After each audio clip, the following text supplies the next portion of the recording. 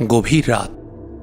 জাহাজ থেকে পাওয়া কাগজপত্র পরীক্ষা করে ওগুলো রেখে দিল আহমাদ মুসা।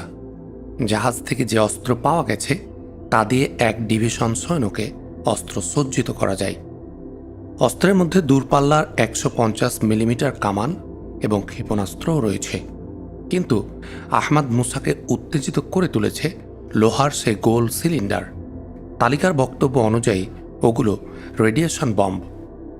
মিন্দানাওয়ের নান্দিনাওয়া ও লানাডেল এর মূল জনপদকে এই রেডিয়েশন বোম দিয়ে ধ্বংস করে দেয়া হয়েছে। এই মহা ধ্বংসের ক্ষমতা কি তাহলে তার হাতেও এলো? আটকে উঠল আহমাদ মুসা। আহমাদ মুসার এই কক্ষটি মূর হামসারের কক্ষের পাশেই। মূর হামসার পাশের টেবিলেই বসেছিল। তার সামনে মিন্দানাও ও সোলো দ্বীপপুঞ্জের এক বিরাট মানচিত্র। মূর হামসার, ডাকল আহমাদ মুসা। জি, মাথা ঘুরিয়ে জবাব দিল মূর হামসার। নীলের আতঙ্ক এবার আমরাও সৃষ্টি করতে পারি। নীল আতঙ্ক? একরাশ প্রশ্ন ঝরে পড়ল মূর হামসারের কণ্ঠে। হ্যাঁ, নীল আতঙ্ক, যে রেডিয়েশন বম দিয়ে ওরা নান্দিওনা ও লানাডেল ধ্বংস করেছে, সে রেডিয়েশন বম্ব এখন আমাদের হাতে। মূর হামসারের মুখে কোনো কথা সরল না, শুধু বোবা দৃষ্টি মেলে সে চেয়ে রইল আহমাদ মুসার দিকে। আহমাদ মুসা বলল, জাহাজ থেকে যে কালো বাক্সগুলো নামানো হয়েছে ওর মধ্যে রয়েছে লোহার গোলাকৃতি সিলিন্ডার। সে লৌহ বলের এক জায়গায় রয়েছে লাল সুইচ। অন করলে অলক্ষ্যে ধীর গতিতে শুরু হবে প্রলয়ঙ্কারী রেডিয়েশন। মানুষ, পশু পাখি, গাছপালার জীবনে নেমে আসবে নীল আতঙ্ক, নীল মৃত্যু। এ রেডিয়েশন প্রতিরোধ করার মতো কোনো উপায় এখনও আবিষ্কৃত হয়নি। এ এক ঘৃণ্য আবিষ্কার মুসা ভাই। তবুও এটাই আমাদের বিরুদ্ধে সর্বপ্রথম ব্যবহার করা হয়েছে বন্ধু। আমরা কি এর প্রতিশোধ নেব সেটা পরের কথা, কিন্তু আমি ভাবছি এই মারাত্মক অস্ত্র ক্লু ক্লাক্স ক্লান পেল কেমন করে? হয় পারমাণবিক কোনো রাষ্ট্র তাদেরকে এটা সরবরাহ করেছে, নতুবা তারা কোনো উপায়ে পারমাণবিক কোনো রাষ্ট্র থেকে এগুলো সংগ্রহ করেছে। যেটাই সত্য হোক, এর একটা বিহিত হওয়া দরকার। তা না হলে এর ব্ল্যাক মার্কেট চলতেই থাকবে। একটু চিন্তা করল আহমাদ মুসা, তারপর বলল, কালকেই আমি রেডিয়েশন বম্বের ফটোসহ এমপিআই, মুসলিম প্রেস ইন্টারন্যাশনাল এর কাছে খবর পাঠাচ্ছি। পারমাণবিক কোনো একটি রাষ্ট্রের কাছ থেকে ক্লু ক্লাক্স ক্লান বিপুল পরিমাণ রেডিয়েশন বোম জোগাড় করেছে। এগুলো দুটি ইতোমধ্যে মিন্দানাওয়ের মূর্তের বিরুদ্ধে ব্যবহার করা হয়েছে। ফল হবে কি কোনো? নিশ্চয়, দেখবে কেমন হইচই বেঁধে যায়। আহমাদ মুসা থামল, ধীরে ধীরে এগিয়ে গেল মিন্দানাওয়ের মানচিত্রের কাছে, ঝুঁকে পড়ল মানচিত্রের উপর। বলল, বলতো কোথায় ওরা ঘাঁটি করে বসেছে? মূর হামসার মানচিত্র দেখিয়ে বলল, উপনিবেশিক প্রভুদের কল্যাণে এবং মিশনারি ও ওদের অমানসিক অত্যাচারে মিন্দানাওয়ের উল্লেখযোগ্য শহরের মধ্যে দিভাও, জাম্বোয়াঙ্গো, কোটাবাটো, ইলিনয়েস, ফাগায়ান ইতোমধ্যে ওদের দখলে চলে গেছে। এছাড়া উপকূলের আরও 15টি জায়গায় ওরা ঘাঁটি তৈরি করে বসেছে। লোকসংখ্যা কত হবে মূর হামসার? লোকসংখ্যা প্রায় 2 কোটি। এর মধ্যে মুসলমানের সংখ্যা 1.25 কোটির মতো। কিছু খ্রিস্টান রয়েছে আর কিছু রয়েছে প্রকৃতি পূজারী। কিন্তু উপনিবেশিক শাসকদের হিসেবে মুসলমানদের সংখ্যা 40 লাখের বেশি নয়। বিশ্ববাসীর চোখে ধুলো দিয়ে নিরুপদ্রবে মুসলমানদের হজম করে ফেলার লক্ষ্য নিয়েই তারা এ ধরনের প্রচারণা চালিয়ে থাকে। মানচিত্রে আঙ্গুলে নির্দেশ করে আহমাদ মুসা বলল, এই আপো পর্বত থেকে আমরা কিভাবে ওদের ঘাঁটিগুলো পৌঁছতে পারি? মানচিত্রে বুঝিয়ে দেবার জন্য মূর হামসার আরও একটু সরে এলো। আঙ্গুল দিয়ে সে মানচিত্রে পথ নির্দেশ করতে গিয়ে হঠাৎ তার আঙ্গুল আহমাদ মুসার আঙ্গুল স্পর্শ করল। চমকে উঠল মূর হামসার। বলল, এ কি, আপনার জ্বর? বলেই সে কাছে এসে আহমাদ মুসার কপালে হাত রাখল। আঙ্গুলের মতো গরম কপাল। মূর হামসারের মুখ পাংশু হয়ে গেল।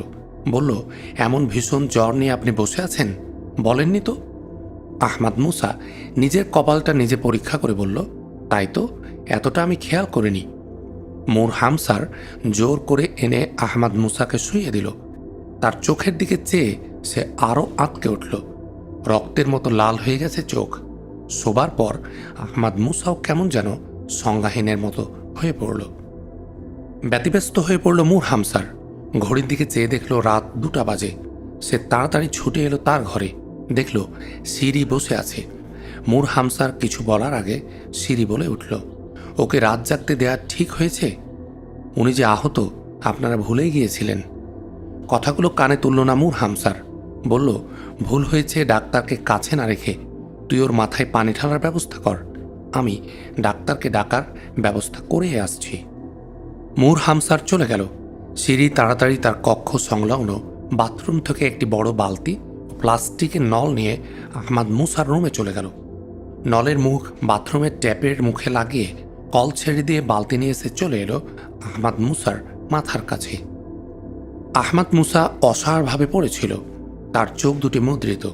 আহত হাতটি খাটিয়া থেকে নিচে ঝুলে আছে, মুখটি তার রক্তাভ। সিঁড়ি ধীরে ধীরে ঝুলে থাকা হাতটি বিছানায় তুলে দিল। কোনো সাড়া পেল না আহমাদ মুসার। ঘুমিয়ে পড়েছে কি সে? না, এত তাড়াতাড়ি এইভাবে তো ঘুমিয়ে পড়তে পারেন না। তাহলে কি অজ্ঞান হয়ে পড়েছেন জ্বরের তীব্রতায়? কথাটা মনে হওয়ার সাথে গোটা দেহে তার এক হিমশীতল স্রোত বয়ে গেল। সংকোচ ঝেড়ে ফেলে সে কপালে হাত রাখল। স্পর্শ করেই চমকে উঠে হাত সরিয়ে নিল সে। এত গরম! নল দিয়ে পানি এসে গেছে। তাড়াতাড়ি সে একটুখানি জলের ঝাপটা দিল আহমাদ মুসার মুখে। তারপর মাথার তল থেকে বালিশ সরিয়ে নিয়ে তার দুটি কাঁধ ধরে অতি কষ্টে তার মাথাকে আরও খাটের কিনারায় টেনে নিল। মাথার নিচে বালতি পেতে মাটিতে হাঁটু গেড়ে আহমাদ মুসার কাছে একান্ত হয়ে বসল। ডান হাতের পানির নল ধরে বাম হাত দিয়ে মাথা ধুয়ে দিতে লাগল সে। ছোট করে ছাঁটা চুল, ঘন আর কোঁকড়ানো, অদ্ভুত কালো রং তার। সমগ্র মাথাটা ভিজিয়ে নিতে বেশ সময় লাগলো সিঁড়ির। মাঝে মাঝে আগুনের মতো কপালটাকেও সে ভিজিয়ে দিচ্ছিল।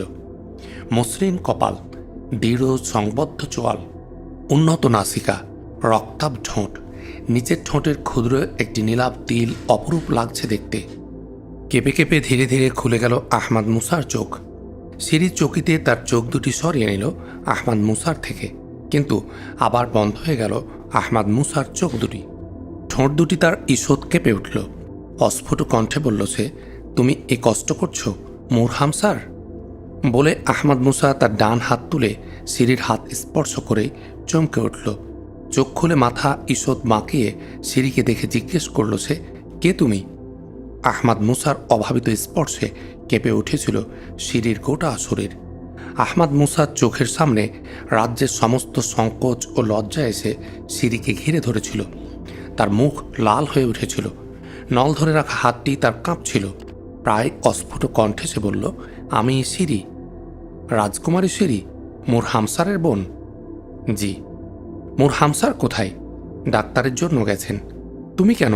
কাউকে ডাকলেই তো পারতে। সিঁড়ি কোনো জবাব দিল না। আরও রাঙ্গা হয়ে উঠল তার মুখ। এই সময় মূর হামসার ঘরে ঢুকল, পিছনে পিছনে ডাক্তার।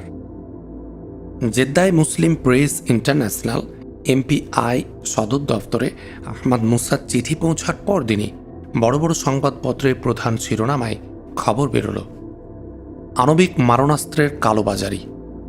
বেসরকারি এক সংগঠন রেডিয়েশন বম্ব ব্যবহার করছে। খবরের কোনো সূত্র উল্লেখ না করে লেখা হয়েছে, আটলান্টিক পারের কোনো একটি আণবিক দেশ থেকে বহু সংখ্যক রেডিয়েশন বম্ব তথাকার এক বেসরকারি সংগঠনের হাতে গিয়ে পৌঁছেছে। সংগঠনটি ইতোমধ্যে 2টি বম্ব ফিলিপাইনের সংঘাত সংক্ষুব্ধ একটি দ্বীপের মানুষের বিরুদ্ধে ব্যবহার করেছে। ভয়ঙ্কর রেডিয়েশনের শিকার হয়ে প্রায় 2000 আদম সন্তান নীল মৃত্যুর কোলে ঢলে পড়েছে। শান্তিকামী বিশ্ব এ ব্যাপারে আন্তর্জাতিক আণবিক কমিশনের জরুরি হস্তক্ষেপ কামনা করছে। এ খবর প্রকাশিত হবার একদিন পরে বিশ্বের প্রায় সকল সংবাদপত্রে এ চাঞ্চল্যকর খবর বেরোল। খবরটি হল, পারমাণবিক মারণাস্ত্র লাপাত্তা। মার্কিন যুক্তরাষ্ট্রের পেন্টাগন সূত্রের বরাত দিয়ে বলা হয়েছে যে মার্কিন যুক্তরাষ্ট্রের আণবিক অস্ত্রাগার থেকে বেশ কিছু সংখ্যক ক্ষুদ্রাকৃতি রেডিয়েশন বম্ব হাওয়া হয়ে গেছে। মনে করা হচ্ছে সুপরিকল্পিত কোনো ষড়যন্ত্র এই মারাত্মক অপহরণের কাজ সম্পন্ন করেছে। অবিলম্বে এই ষড়যন্ত্র উদ্ঘাটনের সমূহ ব্যবস্থা গ্রহণ করা হচ্ছে। এ ব্যাপারে প্রধান বিচারপতির নেতৃত্বে কতিপয় কংগ্রেস ও সিনেট সদস্য সমবায়ে একটি তদন্ত কমিটি গঠন করা হয়েছে।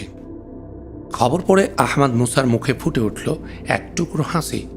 ট্রিপল সির রেডিয়েশন বোম সংগ্রহের পথ বন্ধ হলো। মূর হামসারের দিকে চেয়ে আহমদ মুসা বলল, মিন্দানাওবাসীদের সামনে সে নীল আতঙ্ক আর নেমে আসবে না। নান্দিওনা ও লানাডেলের ঘটনার পুনরাবৃত্তি হয়তো আর পরে ঘটবে না। মূর হামসার মুখ টিপে হেসে বলল, রুথ থান্ডারের প্রথম বিজয় এটা। বিজয় রুথ থান্ডারের নয় বন্ধু, এ বিজয় অন্যায়ের বিরুদ্ধে ন্যায়ের। এ ধরনের বিজয় ব্যক্তির মধ্যে সীমিত হয়ে পড়লে বা ব্যক্তির মধ্যে সীমিত করে ফেললে তা স্বার্থদুষ্ট হয়ে থাকে এবং আর এক অন্যায়ের সৃষ্টি হয় তা থেকে। এ ধরনের রাজতান্ত্রিক ব্যক্তিবাদের কবর রচিত হয়েছে ১৩০০ বছর আগেই বন্ধু। মূর হামসার মুগ্ধ দৃষ্টিতে চেয়ে রইল তার নেতার দিকে। বলল, আমাদের এতদিনের কল্পনার আহমদ মুসার চাইতে বাস্তবের আহমদ মুসা অনেক অনেক বড়। আহমদ মুসা প্রায় মাসাধিক কাল ধরে মিন্দানাও ও সোলো দ্বীপপুঞ্জের ভ্রমণ করল। সঙ্গে ছিল মূর হামসার। ভ্রমণকালে পিসিডা কর্মী ও মিন্দানাওবাসীদের সাথে ঘনিষ্ঠ আলাপ হল আহমদ মুসার। এক হাতে ক্রস ও অন্য হাতে বন্দুক নিয়ে জেঁকে বসা উপনিবেশিক খ্রিস্টান প্রভুদের বিরুদ্ধে তাদের মধ্যে সীমাহীন অসন্তোষ সে লক্ষ্য করল। মুক্তির জন্য তারা অধীর। মিশনারিরা জ্ঞান বিতরণের নামে যে বিদ্যালয়সমূহ ও চিকিৎসার নামে যে চিকিৎসালয়সমূহ খুলেছে, সেগুলো কেমন করে মিন্দানাওবাসীদের ধর্ম ও জাতীয়তার সমাধি রচনা করছে তার স্পষ্ট নিদর্শন প্রত্যক্ষ করল আহমদ মুসা। মিশনারিদের প্রেমের বাণী যেখানে মিন্দানাওবাসীদের বশ করতে ব্যর্থ হয়েছে এবং এর বিরুদ্ধে মিন্দানাওবাসীদের প্রতিরোধ বহ্নি সেখানে জ্বলে উঠেছে, সেখানে ট্রিপল সির বিষাক্ত থাবা গিয়ে মিন্দানাওয়ের অসহায় মানুষের ঘাড়ে চেপে বসেছে। এসবের বহু দৃষ্টান্ত আহমদ মুসা নিজের চোখে প্রত্যক্ষ করল। আহমদ মুসা অনুভব করল মিন্দানাওবাসীদের দুর্জয় সাহস আছে। শুধু এগুলোকে সুপরিকল্পিতভাবে কাজে লাগাতে পারলেই মিন্দানাওবাসীরা মুক্তির স্বাদ পেতে পারে। আহমদ মুসা মাসখানেক ধরে শুধু নিরর্থক ভ্রমণ করেই কাটালো না, পিসিডার সংগঠনকে নতুন করে সাজালো। সমগ্র মিন্দানাও ও সোলো দ্বীপপুঞ্জকে ৫০টি অঞ্চলে ভাগ করা হলো। ফিলিস্তিন থেকে ১০০ জন অভিজ্ঞ সাইমম কর্মীকে আনা হয়েছিল। তাদের থেকে প্রত্যেক অঞ্চল অন্য ২ জন করে পাঠানো হলো পিসিডা কর্মী ও স্থানীয় অধিবাসীদের প্রয়োজনীয় গেরিলা ট্রেনিং ও শিক্ষাদানের জন্য। আহমদ মুসা পিসিডার কেন্দ্রীয় কমিটিকে বোঝাতে সক্ষম হয়েছিল যে সামরিক শক্তি যদি জাতীয় সাংস্কৃতিক ও রাজনৈতিক চেতনা নির্ভর না হয়, তাহলে তার প্রাণ শক্তি থাকে না। আহমদ মুসার এ পদক্ষেপের ফলে গেরিলা ট্রেনিং শিবিরের পাশাপাশি গড়ে উঠল জাতীয় শিক্ষার জন্য জাতীয় বিদ্যালয়। নতুন উৎসাহের প্রাণ বন্যায় উদ্বেল হয়ে উঠল মিন্দানাও সোলো দ্বীপপুঞ্জের জনজীবন। আহমদ মুসা নৌবাহিনীও গড়ে তুলল। ট্রিপল সির কাছ থেকে দখল করা জাহাজে ৫০টি মেরিন ইঞ্জিন পাওয়া গিয়েছিল। তাই দিয়ে ৫০টি বোট সজ্জিত করা হলো। মিন্দানাওবাসীরা ঐতিহ্যগতভাবে দুঃসাহসী নাবিক, সুতরাং অল্প সময়ের মধ্যে ক্ষুদ্র অথচ এক দক্ষ নৌ ইউনিট গড়ে উঠল, যে মিন্দানাও সাগর, ষোলো সাগর, মরো উপসাগর ও দাভাও উপসাগরে একদিন ক্রস পরিশোভিত মিশনারি ট্রিপল সির একচেটিয়া রাজত্ব ছিল, সেখানে আজ পিসিডার কর্মীরা ঘুরে বেড়ানোর সুযোগ পেল। আহমদ মুসা নৌ সদর দপ্তর হিসাবে জাম্বুয়াঙ্গকে মনোনীত করল, কিন্তু যেহেতু এ সমুদ্র শহরটি ফিলিপাইন সরকারের নামে ট্রিপল সির দখলে, তাই আপাতত শহরটি মুক্ত করার পূর্ব পর্যন্ত নৌ সদর দপ্তর আপো সমুদ্র সৈকতেই থাকবে। সাংগঠনিক সফর শেষে আহমদ মুসা ও মূর হামসার গভীর অরণ্যপথে আপো পর্বতের হেডকোয়ার্টারে ফিরছিল। চলতে চলতে মূর হামসার এক সময় বলল, মুসা ভাই, আমরা ১৫ বছরে যা পারিনি, আপনি ১৫-র ২ গুণ ৩০ দিনে তা করে ফেললেন। এমন করে কথা বলো না বন্ধু, তোমাদের সবই ছিল, আমি তাতে রঙের পরশ বুলাচ্ছি মাত্র। সার্থক শিল্পী আপনি, কারণ আমরা মহিমাময় এক মহাশিল্পীর দাস। মূর হামসার কথা বলল না কিছুক্ষণ, বলল পরে, এই যে দ্বন্দ্ব সংঘাত, এর কি অবসান ঘটবে দুনিয়া থেকে? ন্যায়ের পাশে অন্যায় যতদিন থাকবে ততদিন নয়। ন্যায় কি অন্যায়ের মূলচ্ছেদ করতে পারবে না? পারত, যদি ইবলিস এ জমিনে না আসত। তাহলে অন্যায়ের প্রতিবিধান ও প্রতিরোধ সত্য সেবীদের শির চির উন্নত থাকবে। আল্লাহ তার বান্দাদের কাছ থেকে এতটুকুই তো কামনা করেন। এ তো এক অনির্বাণ সংগ্রামের মহা আহ্বান। ইবলিসের সাথে এই অনির্বাণ সংগ্রামের ভাগ্যলেখা নিয়েই তো বনি আদম তার যাত্রা শুরু করেছিল এই পৃথিবীর বুকে। এই ভাগ্যলেখা কি সকলের জন্য অবধারিত? নিশ্চয়। যারা এ সংগ্রামের পথ থেকে সরে দাঁড়াবে, যারা অন্যায়ের পদতলে সমর্পণ করে দেবে নিজেকে, তারা শুধু কাপুরুষ নয়, তারা মানুষ নামের অনুপযুক্ত। এদের প্রতি বিধাতার সীমাহীন লানত। জাহান্নাম তো এদেরই জন্য। কেঁপে উঠল মূর হামসারের গোটা শরীর। আজ সে যেন প্রথমবারের মতো বুঝল কেন পর্বতের উপর কোরআন নাজিল হলে তা মহাশঙ্কায় ধুলায় বিদীর্ণ হয়ে যেত। অনুভব করল মূর হামসার বনি আদম এর দূরত্ব দায়িত্ব পালন করে বলেই আল্লাহর প্রিয় সে, এবং সৃষ্টি জগতের রাজ শিরোপা এ কারণে জুটেছে তার মাথায়। মূর হামসার আর কোনো কথা বলতে পারল না। আহমাদ মুসাও নীরব। বনানীর সবুজ সাগরের বুক চিরে আপো পর্বত অভিমুখে তারা এগিয়ে চলেছে দুটি প্রাণী। মাঝে মাঝে ঘোড়ার পায়ের শব্দ উঠছে, খট খট খট। আহমাদ মুসা আগে, মূর হামসার পিছনে, আবার কখনো তারা পাশাপাশি সামনে এগিয়ে চলছিল। সামনে আপোয়ান উপত্যকা। একটি গিরিখাত পেরিয়ে ওপারে গেলেই তারা গিয়ে পৌঁছবে আপোয়ান উপত্যকায়। পড়ন্ত বেলা। পশ্চিমের গিরির শৃঙ্গটির আড়ালে ঢাকা পড়েছে সূর্য। উপরে মেঘের কোলে রোদ চিকচিক করছে, কিন্তু নিচের ধরনে ঢাকা পড়েছে দৈত্যাকার এক ছায়ায়। সামনেই গিরিখাত। গিরিখাতের উপর কাঠের তৈরি একটি সেতু। সেতুটি লতাপাতার ক্যামোফ্লেজে ঢাকা। বাম পাশ ঘুরে থুতু ফেলতে গিয়েছিল আহমাদ মুসা। হঠাৎ একটি সিগারেটের কার্টুনে নজর পড়তেই সে ঘোড়ার লাগাম টেনে ধরল এবং নেমে পড়ল ঘোড়া থেকে। রাস্তার ধার থেকে সিগারেটের বাক্সখানা সে ধীরে ধীরে তুলে নিল। রেড ফ্ল্যাগ সিগারেটের বক্স। সোভিয়েত ইউনিয়নের মিনস্কে তৈরি এ দামি সিগারেট সাধারণত সোভিয়েত অফিসিয়ালসরাই ব্যবহার করে থাকে। আহমাদ মুসার সমগ্র অনুভূতি জুড়ে একটি প্রশ্ন জলজল করে উঠল। মিন্দানাওয়ের দুর্গম পার্বত্য অঞ্চলের এই অজ্ঞাত রাস্তার ধারে এই সিগারেট এলো কি করে? সিগারেটের বাক্স উল্টিয়ে নিল আহমাদ মুসা। একটি লেখার প্রতি নজর পড়তে ভ্রু কুঁচকে গেল তার। রুশ হস্তাক্ষর। কে যেন রুশ অঙ্কে একটি হিসাব করেছে। 320 মাইল, 10 সমান সমান 32 ঘন্টা। আরও খুঁটিয়ে দেখল সে, সিগারেটের বাক্সের ধারে কিছু পরিমাণ মাটি লেগে আছে। মাটি তখনও শুকিয়ে যায়নি। আহমাদ মুসা অনুমান করল ঘণ্টাখানেক আগে কেউ রাস্তার উপর থেকে ওখানে ছুঁড়ে মেরেছে। সতর্ক হয়ে উঠল আহমাদ মুসা। শিকারী বাঘের মতো একবার সে চারদিকে তাকালো। পাশে মূর হামসার বোবা দৃষ্টি মেলে চেয়েছিল আহমাদ মুসার দিকে। আহমাদ মুসা তাকে জিজ্ঞেস করল, এখান থেকে জাম্বুয়াঙ্গর দূরত্ব কত হামসার? 32 মাইলের মতো। ঠিক? হ্যাঁ। কেন? কোনো উত্তর না দিয়ে আহমাদ মুসা আবার জিজ্ঞেস করল, আমরা ফিরে আসছি হেডকোয়ার্টারে, এ কথা কেউ জানে মূর হামসার? জানে? কে? সিরি। সিরিকে তুমি কবে জানিয়েছ? গতকাল। কোন জায়গা থেকে? জাম্বুয়াঙ্গ থেকে। জাম্বুয়াঙ্গ থেকে? হ্যাঁ। আহমাদ মুসার চোখ দুটি চিকচিক করে উঠল, যেন কিছু খুঁজে পেয়েছে সে। পুনরায় সে বলল, মূর হামসার, তুমি কি জানিয়েছিলে সিরিকে? জানিয়েছিলাম আমরা কিছুক্ষণের মধ্যে যাত্রা করছি, পৌঁছাবো ইনশাআল্লাহ আগামীকাল বিকেলের দিকে। আর কিছু বলল না আহমাদ মুসা। মুহূর্তকালের জন্য চিন্তার অতল গভীরে চলে গেল সে। তারপর চোখ খুলে পুলের উপর দিয়ে সামনের রাস্তার দিকে চেয়ে এসে বলল, হেডকোয়ার্টারে পৌঁছার জন্য এছাড়া আর কি দ্বিতীয় পথ নেই? শুকনো কণ্ঠে মূর হামসার বলল, না মুসা ভাই। একটু থেমে আবার সে বলল, কি ঘটেছে তা কি জানতে পারি? নিশ্চয় বন্ধু, কিন্তু এখন নয়, আগে আমরা পৌঁছি। কিন্তু কোন পথে? গিরিখাত কত গভীর? প্রায় 1000 ফুটের মতো। এই গিরিখাতের শেষ কোথায়? অনেকটা পথ ঘুরে আপোয়ান উপত্যকায় গিয়ে শেষ হয়েছে। চলো আমরা গিরিপর্বতের পথ ধরে উপত্যকায় গিয়ে উঠব। আহমাদ মুসা ও মূর হামসার ঘোড়া ছেড়ে দিয়ে রাস্তা পিছনে রেখে গিরিপর্বতের পথ ধরল। বড় কষ্টে যাত্রা।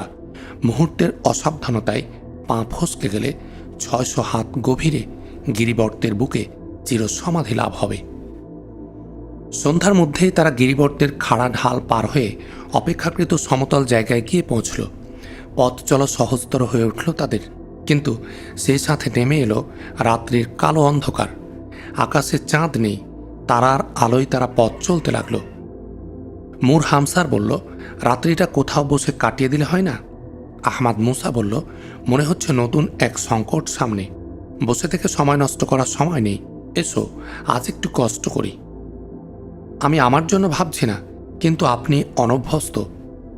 আমার জন্য ভেবো না বন্ধু, কি করব এ দেহকে এত মায়া করে? আপনার কেউ নেই মুসা ভাই? কেন, উপরে আল্লাহ, তার নিচে তোমরা, আর কি চাই? কেন, মা বাবা ভাই বোন স্ত্রী পুত্র কন্যা কত কি তো মানুষ চাই। চাইলেই সবাই কি তা পেয়ে যেতে পারে? কিন্তু চাওয়ার বেদনাও কি আপনার নেই? আমি মানুষ, মানবিক বেদনার ঊর্ধ্বে আমি নই মুর হামসার। কিন্তু মানবিক দায়িত্ব কর্তব্য ফেলে যদি আমি সে বেদনার পসরা মেলে বসি, তাহলে চোখের জল ফেলে আর আকাঙ্ক্ষার শূন্য রাজ্যে হাত পা ছুটতেই তো দিন কেটে যাবে। মুর হামসার আর কিছু বলল না। এই বিরাট মানুষটির লৌহ হৃদয়ের অন্তরালে একান্ত নিজস্ব এক বেদনার নিঝরণী বয়ে চলেছে, তা যেন মুর হামসারকেও স্পর্শ করল। পিতা মাতা আত্মীয় স্বজনহীন এই মানুষটি তার হৃদয়ের আরও গভীরে যেন দাগ কেটে বসল। মধ্যরাত পার হয়ে গেছে। আপোয়ান উপত্যকা আর বেশি দূরে নেই। দুজনে আগে পিছে ঘনিষ্ঠ হয়ে চলছিল। হঠাৎ আহমাদ মুসা থেমে যাওয়ায় মুর হামসার গিয়ে তার সাথে ধাক্কা খেল। কিছু বলতে যাচ্ছিল মুর হামসার। আহমাদ মুসা তার মুখ চেপে ধরল, আঙ্গুল দিয়ে ঈশান কোণে ইঙ্গিত করল। মুর হামসার তাকে দেখল প্রায় সগজ দূরে হাত দুয়েকের মতো ব্যবধানে বিড়ালের চোখের মতো দুটি অগ্নিপিণ্ড। আহমাদ মুসা ফিসফিসিয়ে বলল, খেয়াল করো, বাতাসে দামি তামাকের গন্ধ পাওয়া যাচ্ছে। নিশ্চয়ই ওখানে বসে কেউ সিগারেট খাচ্ছে। কিন্তু কে সিগারেট খাবে ওখানে বসে? ওরা কারা? রাশিয়ান। রাশিয়ান কেমন করে বুঝলে? মিন্দানামে কি রাশিয়ান সিগারেট আসে? আপো পর্বতের ঘাটিতে পিসিডার কেউ কি রাশিয়ান সিগারেট খায়? কখনো না। তাহলে আপো পর্বতে রাশিয়ান সিগারেট এলো কি করে? মুর হামসার মুহূর্তকাল ভেবে নিয়ে বলল, আপনি ঠিকই অনুমান করেছেন। কিন্তু কিন্তু কেন ওরা আসবে? এই তো আমি তাই ভাবছি। এর উত্তরও পাবে, এখন এসো। বিড়ালের মতো গুড়ি মেরে নিঃশব্দে তারা এগিয়ে যেতে লাগলো সামনে। আহমাদ মুসার চোখে ইনফ্রারেড গগলস, দুজনের হাতেই সাইলেন্সার লাগানো রিভলভার। আহমাদ মুসা দেখতে পেল দুজন লোক একটি গুহার মুখে বসে আছে।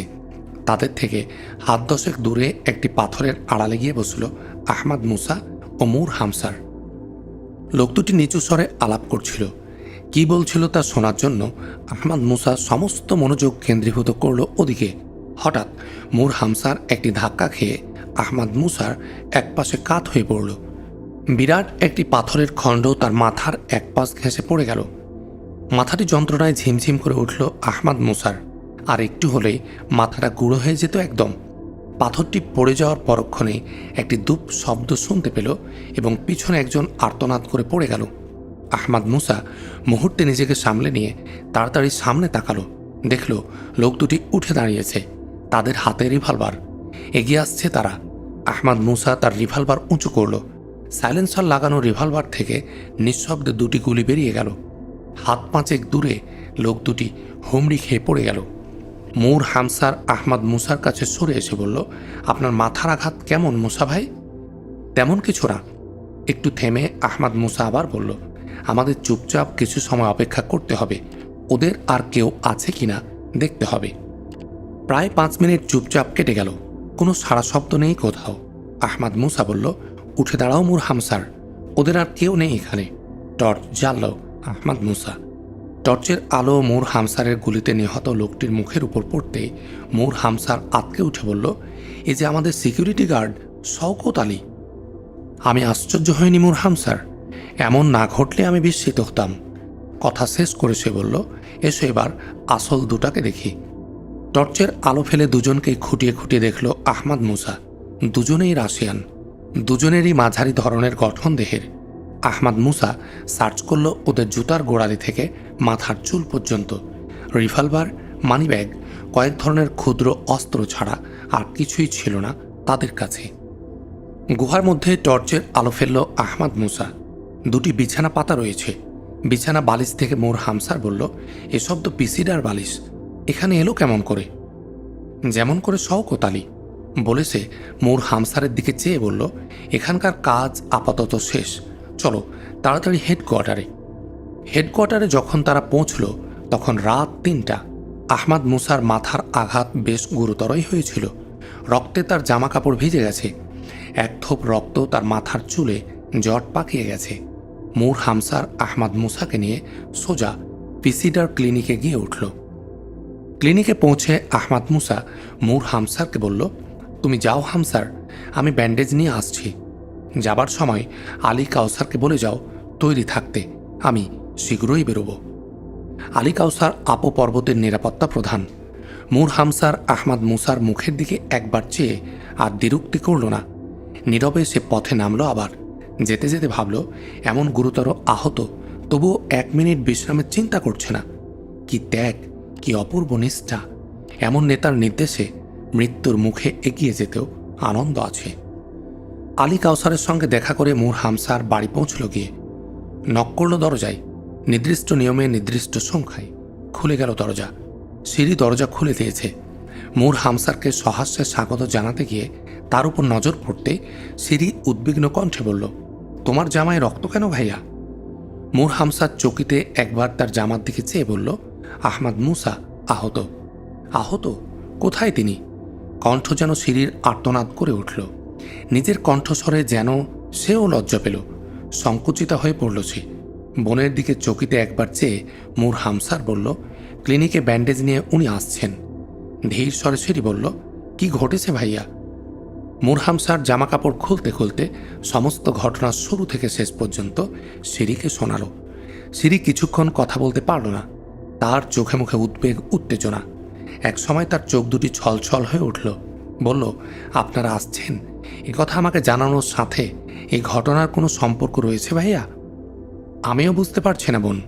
উনি আমাকে সন্দেহ করেছেন? সিঁড়ির কণ্ঠ ধরে এলো। মোর হামসার কিছু বলতে যাচ্ছিল, কিন্তু বাইরে থেকে দরজায় নক করার শব্দ ভেসে এলো। মোর হামসার উঠে গেল দরজা খুলে দেওয়ার জন্য। সিঁড়ি উঠে গেল তার ঘরের দিকে। মোর হামসারের সাথে ঘরে প্রবেশ করল আহমাদ মুসা। প্রবেশ করেই মোর হামসারকে বলল, তুমি একটু সিঁড়িকে জিজ্ঞেস করো আমরা আসব। সে কথা তার কাছ থেকে কোনোভাবে অন্য কারো কাছে প্রকাশ পেয়েছিল কিনা। এখানেই ওকে ডাকি, থাক, এই একটি মাত্র প্রশ্নই জিজ্ঞেস করে এসো। মোর হামসার চলে গেল পিছন দিকের পর্দা ঠেলে সিঁড়ির ঘরে। সিঁড়ি আহমাদ মুসার কথা শুনতে পেয়েছিল। মোর হামসার যেতে সে বলল, আপনার ওয়্যারলেস পেয়ে আমি রুনার মাকে বলেছিলাম আগামীকাল বিকালে ভাইয়ারা আসবেন, ঘরগুলো পরিষ্কার করতে হবে, তুমি আমার সাথে থেকো। থামল সিঁড়ি, পরে বলল, আর কাউকেও তো কিছু বলেনি ভাইয়া। গলা কাঁপছে সিঁড়ির। মোর হামসার চলে গেল। সিঁড়ি খাটের রেলিং ধরে যেমন দাঁড়িয়েছিল তেমনই ভাবেই দাঁড়িয়ে রইল। তার বিষণ্ণ মুখে যে অভিব্যক্তি, তার চেয়ে বহুগুণ বেশি বেদনার ভার তার হৃদয়ে। আহমাদ মুসা মোর হামসারের কথা শুনে সঙ্গে সঙ্গে বলল, কাউকে ডেকে রুনার মাকে ডাকতে পাঠাও। মোর হামসার, এই মুহূর্তে তাকে আমরা চাই। আমি চাই মুসা ভাই, কিন্তু তোমার অনেক কষ্ট হয়েছে। আপনার শতাংশের একাংশও নয়। আমি আহমাদ মুসা সামান্য মানুষ, কিন্তু তুমি পূর্ব এশিয়ার এক শ্রেষ্ঠ রাজবংশের সন্তান। এগুলো মানুষের কৃত্রিম পোশাক। মানুষ সে মানুষই। বলে মোর হামসার উঠে দাঁড়ালো। যেতে যেতে সে বলল, আপনি খেয়ে নিন মুসা ভাই, আমি আসছি। মোর হামসার চলে গেলে আহমাদ মুসা তার কক্ষে চলে গেল। প্রথমে কাপড় ছাড়ল সে। কক্ষটাকে কেমন যেন নতুন নতুন মনে হচ্ছে তার কাছে। কক্ষের চারিদিকে নজর বুলালো সে। কক্ষটিকে নতুন করে সাজানো হয়েছে। ঘরের সব কিছু সাজানো গোছানো, পরিষ্কার পরিচ্ছন্ন।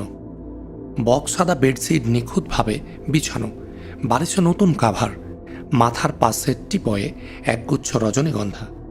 কাপড় চোপড় আলনায় পরিপাটি করে সাজিয়ে রাখা, ডাইনিং টেবিলে খাবার ঢেকে রাখা। সব কিছুর মধ্যে আহমাদ মুসা আন্তরিকতার এক নিবিড় স্পর্শ অনুভব করল। বিছানায় গা এলিয়ে দিল সে। এক মধুর গন্ধে তার মন ভরে গেল। বালিশ বিছানায় মাখানো সেন্ট থেকে এটা আসছে অনুভব করল আহমাদ মুসা। এ বিশেষ সেন্ট আরও একদিন সে পেয়েছিল। মনে পড়ল তার সেদিন অজ্ঞান অবস্থা থেকে জ্ঞান ফিরে আসার প্রথম এ সেন্টেই তার নাকে এসেছিল। মাথার কাছে বসা ছিল সিঁড়ি। ভাবল আহমাদ মুসা, এ ঘর সাজানো তাহলে সিঁড়ির কাজ। মনে মনে হাসল সে। ঘরের শোভা ওরা, ঘরকে তাই এমন শোভামণ্ডিত করা ওদের দ্বারাই সম্ভব। 10 মিনিটের মধ্যে মূর হামসার ফিরে এলো, সাথে রুনার মা। মূর হামসারের গৃহের একমাত্র পরিচারিকা, বয়স 40-এর কোঠায়। ওদের ঘরে ঢুকতে দেখে আহমাদ মুসা উঠে বসল। রুনার মাকে এক নজর খুঁটিয়ে দেখে নিল সে। রুনার মার ঘুম জাগার চোখে মুখে কেমন যেন একটা উদ্বেগ ফুটে উঠেছে।